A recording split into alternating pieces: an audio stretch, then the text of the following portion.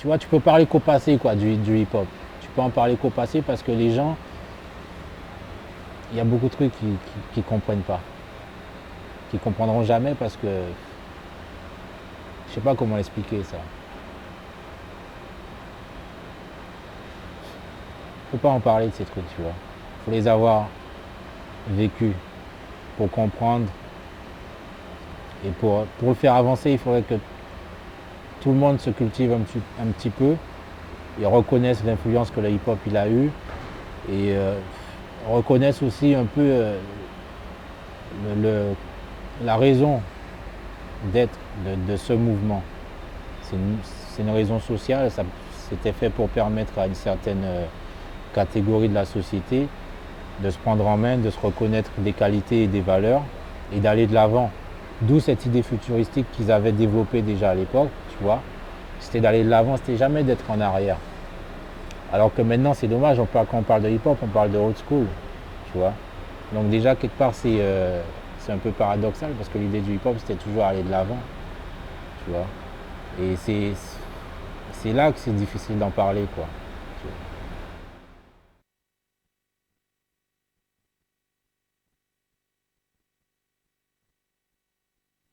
Le hip-hop est né dans les années 70 à New York, au cœur des quartiers noirs et hispaniques, avant de se diffuser de par le monde.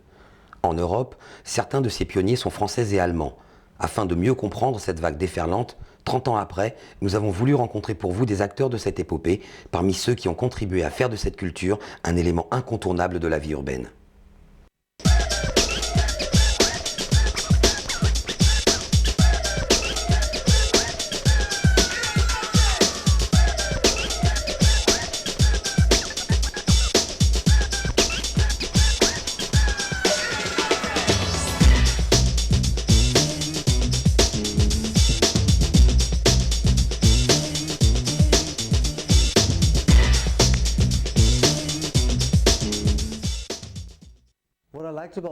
Ce que j'ai aimé dans le hip-hop quand j'ai commencé, c'est que pour moi ça représentait une grande alternative.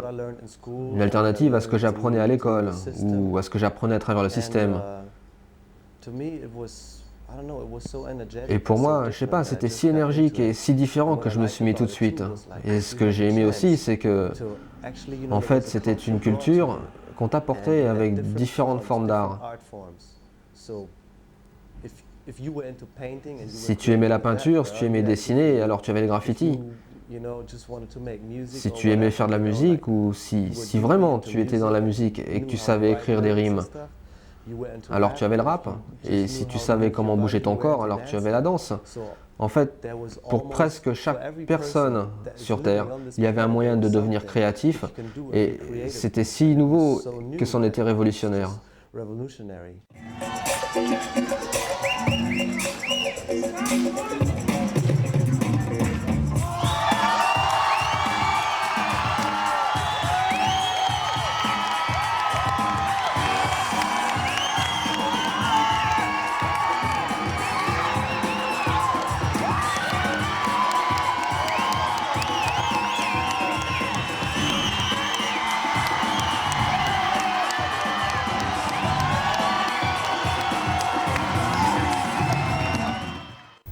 Et non, que j'ai vu le concert New York City Rap, là, j'ai voulu être breaker, j'ai voulu faire taper des graphes, rapper et tout. Et j'ai commencé par tout faire à la fois et bon, il s'est avéré que c'était surtout au platine où j'avais quelque chose à faire, quoi. Ouais.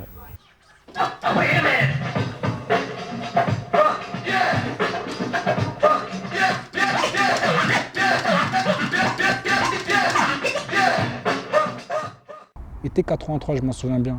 Et mon cousin, il avait ramené justement une cassette vidéo des Américains, c'était les Roxy Crew avec Futura 2000, il y avait Africa Bambaataa, il y avait qui, il y en avait plein quoi, il y avait Mr Freeze et tout ça, dans cette cassette qui était passée justement pour en tournée en France et tout ça, et ils avaient eu l'occasion de les filmer quoi.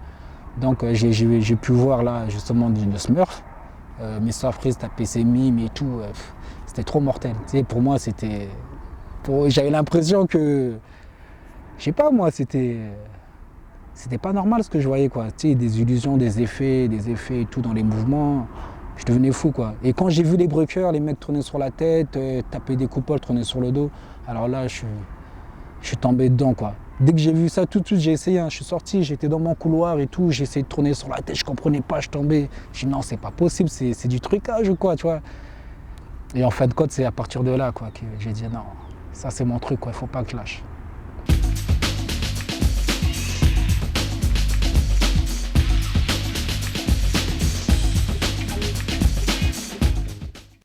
Un truc que j'avais kiffé à New York dans certaines soirées, c'est de voir sur des tables, au lieu de voir des mecs en train de picoler des verres, de voir des mecs avec leur cahier et en train de taper des graphes, quoi. Et là, ça fait plaisir. Tu vois, les mecs qui sont en train de bouger la tête sur ce que tu joues et en même temps, ça les inspire pour faire des graphes. Et là, tu te dis, ouais. Et d'un autre côté, tu as un petit cercle avec les mecs qui break. Là, tu te sens bien, quoi.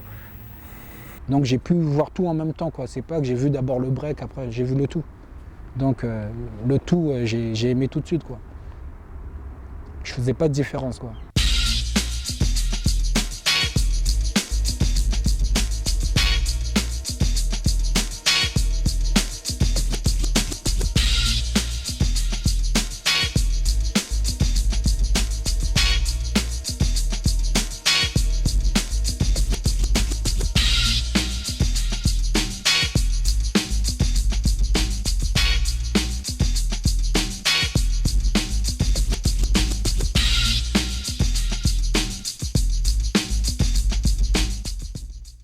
En premier, ceux qui l'ont repéré, l'endroit, c'est qui? C'est les graffeurs.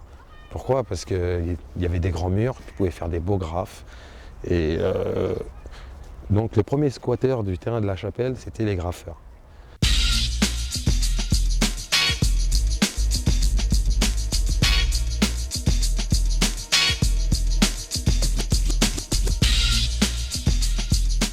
Et de là, il y a eu cette réunion de rappeurs, de graffeurs, de danseurs, de DJ. Il y avait Dynasty qui était là et qui faisait déjà mal à la tête avec ses... Très fort. Comment on avait fait pour trouver ce terrain? Parce qu'à la base, c'était un terrain vague pour les graffeurs et tout ça, mais il n'y avait pas de coin pour danser. Et un jour, je m'en souviens, on avait eu une galère. Je crois que c'était à la salle Paco Rabanne, ils ne nous avaient pas laissé y rentrer. Parce que j'étais avec un copain de Blanc-Ménil, il était mineur, donc il ne voulait pas le laisser rentrer. Et nous, on s'est dit, ouais, bon, viens, on va faire un tour au terrain vague de la Chapelle et tout ça. Et on avait vu justement une cabane. Tu sais, il y avait une maison juste derrière, il y avait les rails, il y avait une maison qui était cassée. Et nous, en cherchant, on a vu qu'il y avait un peu de carrelage, donc on a tout nettoyé la place. C'était une grande place, en fait. On avait nettoyé et tout ça, et à partir de là, on s'est lancé, qu'on s'est mis à s'entraîner là. Moi, je trouvais que c'était un petit peu crade quand même. Mais tu rentrais chez toi crade, voilà, c'est tout. Mais je pense que ce truc-là, c'est fort, quoi. Tu viens, tu dis, ah, c'est crade et tout, tu mets tes mains, mais tu vois les autres, ils le font, et tu te dis, voilà, ils le font, pourquoi pas moi? Et puis tu rentres dedans, et même si tu te plantes, même si t'es pas bon, ou que tu sois bon ou pas bon, ça ne change rien, quoi. Le truc, c'est que tu kiffes.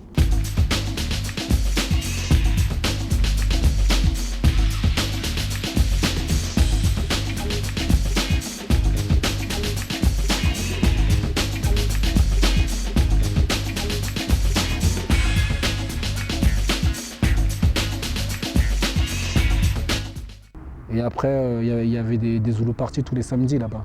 Fait par Dynasty, avec des Sroy Human, Johnny Go qui rappait et tout ça. Je m'en souviens de Dynasty qui ramenait son truc à moteur là. Tu sais, c'est quoi? Le groupe électrogène et tout ça, et on faisait de la musique à partir de là, quoi. Et on s'entraînait là, tranquille. C'était vraiment l'endroit hip-hop. Et à mon avis, c'est là que le vrai hip-hop il a commencé. Parce qu'il n'y avait pas il y avait rien de commercial, il n'y avait pas la télé, il n'y avait rien. Et franchement, s'il n'y avait pas cet endroit, je pense que le hip-hop il serait... En Europe même, je ne sais pas si ça aurait tenu comme ça tient maintenant. Parce que cet endroit, même les étrangers, ils y venaient, tu vois, par la suite.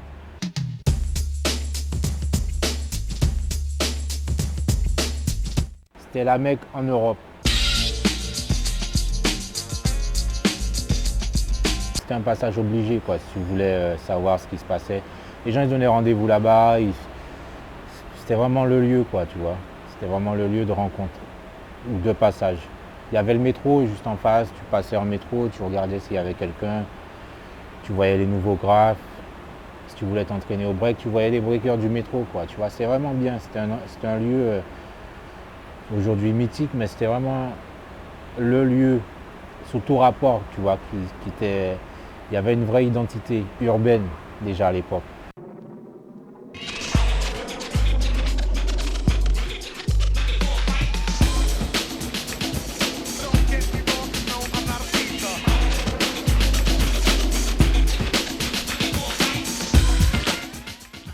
Toute personne, quand il rentre dans le hip-hop, enfin pour l'époque, tout le monde a commencé par le graffiti, par le tag. Par le tag, avant de trouver vraiment son élément. Et malgré ce qu'on dit, que c'est un truc, c'est vandal, ou je sais pas comment on appelle ça. C'est un truc qui détériore le matériel public et tout ça. Mais c'est un truc qui a fait beaucoup pour la culture hip-hop. Je crois que s'il n'y avait pas ça, dans l'état d'esprit et dans la mentalité des personnes, ça n'aurait pas évolué. Parce qu'à un moment donné dans sa vie, de toute façon, on avait tous obligé, à un moment donné, tu vois, d'exprimer sa rage d'une manière ou d'une autre. Et à cette époque-là, c'était le tag. Et tout le monde taguait. Une personne qui me dit qu'il n'a pas tagué à cette époque-là, c'est...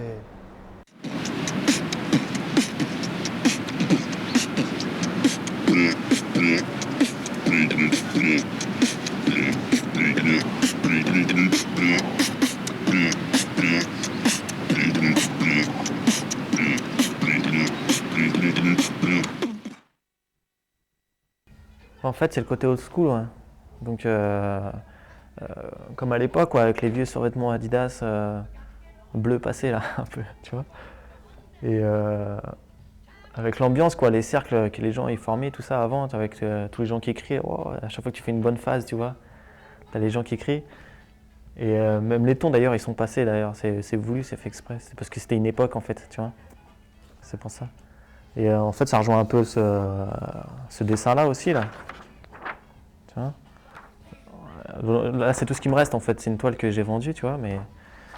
Et bah là, c'est un gars qui fait là, ça exprime la vitesse, tu vois, c'est un gars qui fait la coupole. Et, donc on voit bien le cercle et tout ça, avec les gars qui sont un peu... Ils kiffent, quoi. Voilà, ils crient, ils sont choqués, tu vois.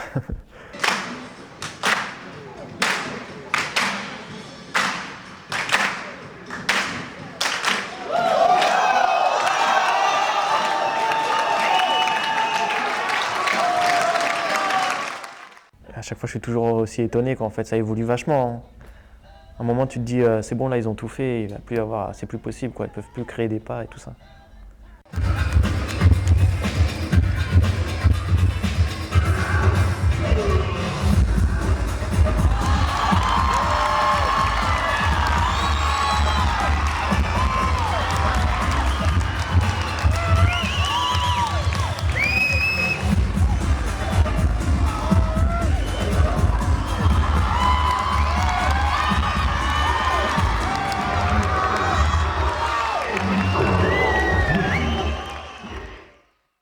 Je me rappelle que le hip-hop, au départ, il y a beaucoup de rebeux et de Renois qui se foutaient de notre tête. Hein.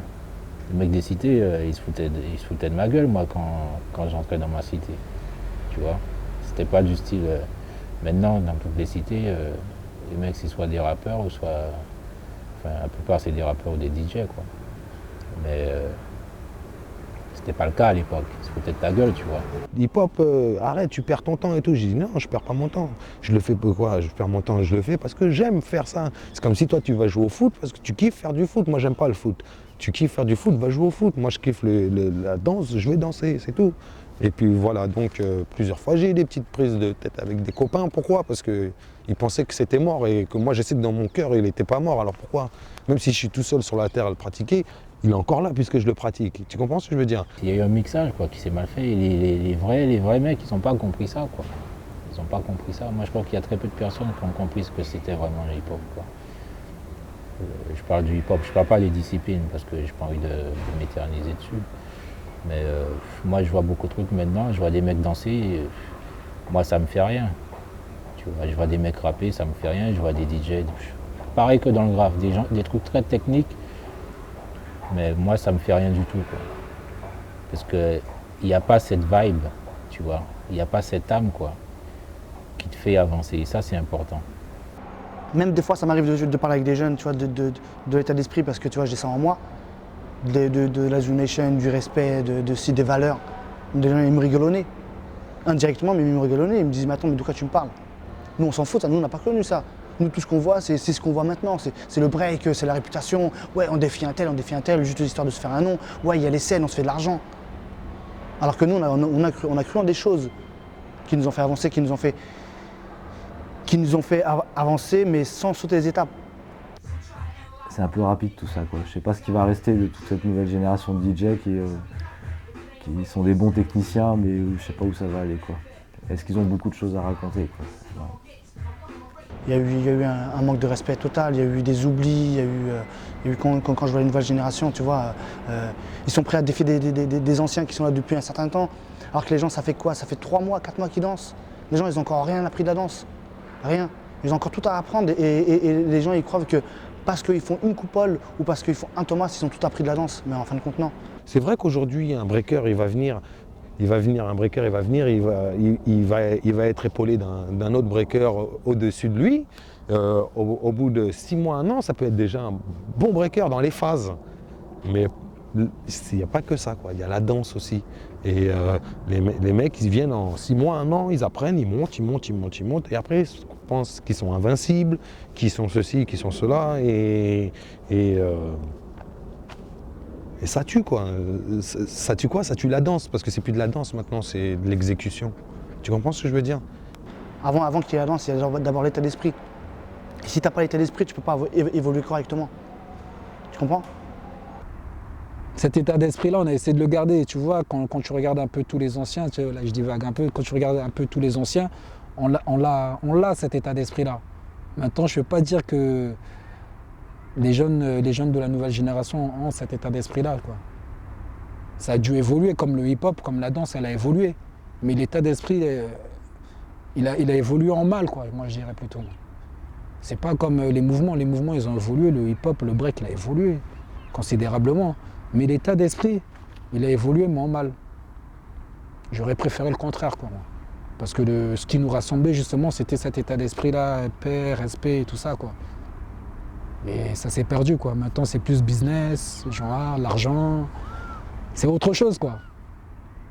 On a vraiment oublié le côté, l'âme du mouvement, quoi, du hip-hop. Donc, pour moi, le reste, c'est zéro, quoi. Like a boat in a storm, Spider D will rock peanut butter MC. Must stay locked to see out in the cold, or maybe the dog can take your plate out on itself. Back to the bar. C'est hyper rare maintenant de retrouver des soirées où il y a l'ambiance qu'il y avait avant. Voilà. C'était plus un échange de mouvements, un échange de style. Tu montrais ce que tu savais faire et l'autre personne aussi. Tu vois, tu lui portais un intérêt, maintenant c'est « Ah, ce que tu fais c'est naze », mais c'est pas comme ça que ça se passe. Même au niveau du son, les gens sont vachement plus fermés qu'ils ne l'étaient avant. Et il leur faut ce qu'ils ont. À la limite, le public rap devient comme n'importe quel public. Il faut qu'ils entendent fort les disques qu'ils ont déjà chez eux. Et ils sont plus prêts de découvrir d'autres choses. Il faut leur imposer, il faut le faire en loose day sans qu'ils s'en rendent compte, quoi, à la limite. Voilà, tu mets une nouveauté, tu mets 3 trucs inconnus, tu remets 2 nouveaux. Non, je veux dire, tu mets un truc inclassé, genre un Busta Rhymes, meuf, 3.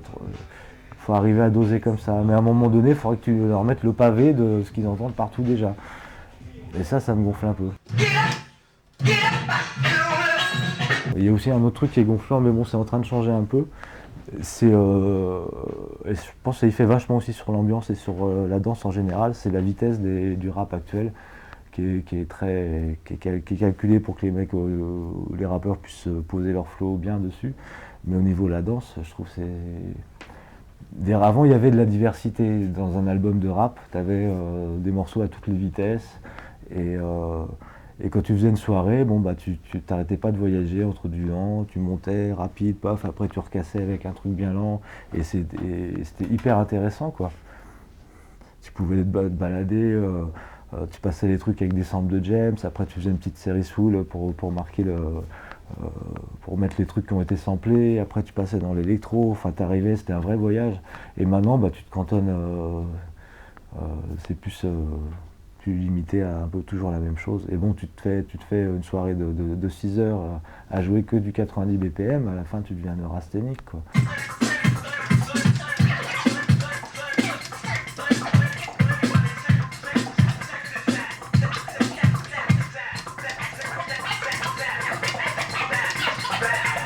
À part les breakers, il n'y a personne qui kiffe le son rapide, quoi. C'est ça qui est... Dès que ça monte, même les gens, on dirait qu'ils ne savent plus comment bouger là-dessus. On dirait que c'est trop, ça les fait trop sautiller et ils ont peur de se taper la honte ou je sais pas. C'est bizarre, quoi.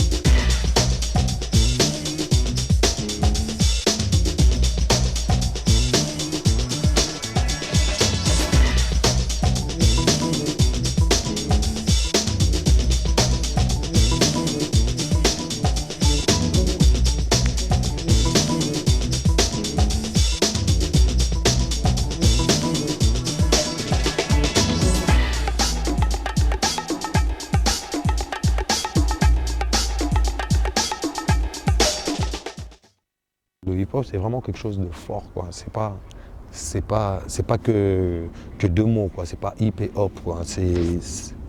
Les deux mots font quelque chose, quoi. C'est une école de la vie, c'est un truc global, quoi. C'est social, c'est un peu politique, c'est un peu religieux, c'est une école, un peu comme à l'époque des Grecs ou des Romains, tu vois, pour éveiller la personne spirituelle qui est en toi. En voyageant de pays en pays, j'ai toujours eu la sensation que ma nation allait être la nation hip-hop. Ouais, c'est ma nationalité. Ma nationalité n'est pas vraiment allemande, je suis un hip-hopper. Le hip-hop, il est encore là, il est en moi et je pourrais pas l'enlever, quoi. Je sais pas, j'ai l'impression que je suis tatoué, quoi, et c'est à l'intérieur, quoi. Tu comprends ce que je veux dire? C'est un truc que tu peux pas l'enlever, c'est dans ton corps et c'est comme ça. Et le hip-hop, dans le hip-hop, il n'y a pas on commande, il n'y a pas on te dit ceci ou on te dit cela. Tu fais ce que tu as envie de faire. Tu fais ce que tu as envie de faire, et si tu le fais avec ton cœur, c'est encore meilleur. Enfin, je sais pas, le hip-hop, c'est un ensemble. Tu es obligé de t'intéresser aux autres éléments. Je trouve que c'est ça qui fait la... Si chacun est dans son domaine, ça n'a pas de sens, quoi. Si c'est pour ouvrir un livre et que la moitié du livre, tu le refermes pour en ouvrir un autre, ça sert à rien. Dans le hip-hop, c'est pareil. Hein. Si tu commences une discipline et que tu commences à sauter beaucoup d'étapes, à un moment donné, de toute façon, tu seras obligé de revenir aux sources. Tu seras obligé de revenir aux sources et rouvrir le bouquin et puis regarder ce que tu as sauté et repartir depuis le début, quoi. Les valeurs ne se sont pas perdues, c'est les gens qui rentrent dedans. Il y a tellement de gens qui rentrent dans le hip-hop aujourd'hui. Comme ça, ils pensent qu'ils rentrent là-dedans comme ils vont à la NPE ou ils vont à l'école. Tu comprends ce que je veux dire? Et le hip-hop, tu rentres dedans, n'importe qui peut rentrer, n'importe qui peut en sortir. Mais maintenant, dans le hip-hop, il y a plus de parasites que de gens qui sont authentiques. Le hip-hop va dépendre de eux, hein. Des nouvelles générations. Le hip-hop va dépendre de eux. Si eux, ils ne font pas attention à où est-ce qu'ils mettent les pieds, à tout ce qu'ils font, tout ce que eux, ils ont construit durant leur pratique et tout ce que les anciens ont pu faire pour en arriver là, tout va s'écrouler. Tout. Moi, je pense que le hip-hop, c'est quelque chose qui s'auto-guérit, quoi. C'est-à-dire que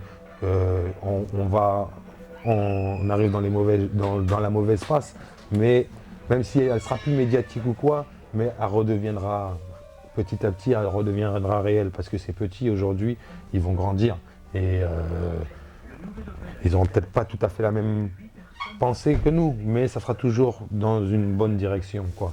Et parce que suivant leur expérience qu'ils ont eue là, aujourd'hui, plus tard, s'ils sont encore là, ils il y aura les mauvaises choses, ils les mettront de côté, et les bonnes choses, ils gardent, dans les mauvaises choses, ils garderont tout ce qui est de bon pour pouvoir avancer. Et en fin de compte, c'est ça le hip-hop, quoi. La valeur change, mais elle se perd pas.